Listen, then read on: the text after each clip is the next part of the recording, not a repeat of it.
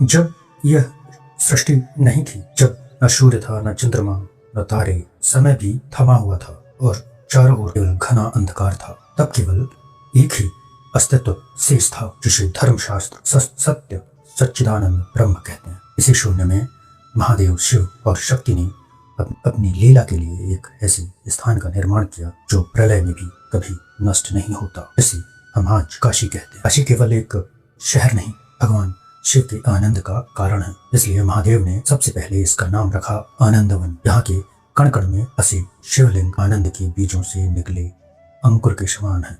कथा कहती है कि शिव ने जब अपने वामांग पर अमृतमयी दृष्टि डाली, तब एक परम सुंदर पुरुष प्रकट हुए। नीलमणि जैसी आभा, स्वर्णमयी पीतांबर और विक्स कमल जैसे नेत्र। महादेव ने उन्हें अच्युत और पुरुषोत्तम कहा। वही भगवान श्री हरि विष्णु थे। महादेव ने उनसे कहा, तुम्हारे श्वास से ही वेदों का जन्म होगा और तुम इस जगत के पालक बनोगे। महादेव की आज्ञा पाकर भगवान विष्णु ने तपस्या प्रारंभ की। उन्होंने अपने चक्र से एक सुंदर पुष्करणी कुंड खोदा और अपने पसीने से उसे भर दिया। विष्णु जी की घोर तपस्या से प्रसन्न होकर जब महादेव वहां माता पार्वती के साथ पहुंचे, तब एक अद्भुत घटना हुई।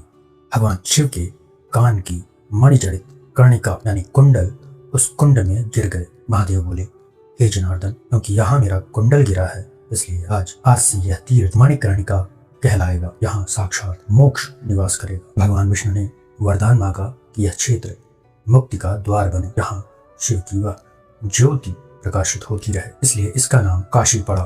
ब्रह्मा से लेकर एक नन्हे कीट तक जो भी इस पवित्र भूमि पर प्राण त्यागेगा, उसे सीधे मोक्ष मिलेगा। यहाँ किया गया दान, जप, तप और शिवलिंग की स्थापना अनंत गुना फल देती है।